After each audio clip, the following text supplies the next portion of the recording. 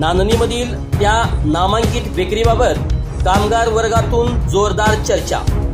गेली 25 ते 30 वर्षापासून नांदणी या ठिकाणी सुरू असलेली नामांकित बेकरीच्या मॅनेजमेंट व मालकाचे खायचे दात वेगळे व दाखवायचे दात वेगळे। लोकशाहीर सम्राट अण्णाभाऊ साठे यांच्या मते पृथ्वी ही शेषनागाच्या मस्तकावर तरलेली नसून दलित व कामगारांच्या तळहातावर तरलेली आहे। याच गोरगरीब व स्थानिक कामगारांच्या जीवावर कोट्यावधी रुपयाची माया गोळा केली आहे।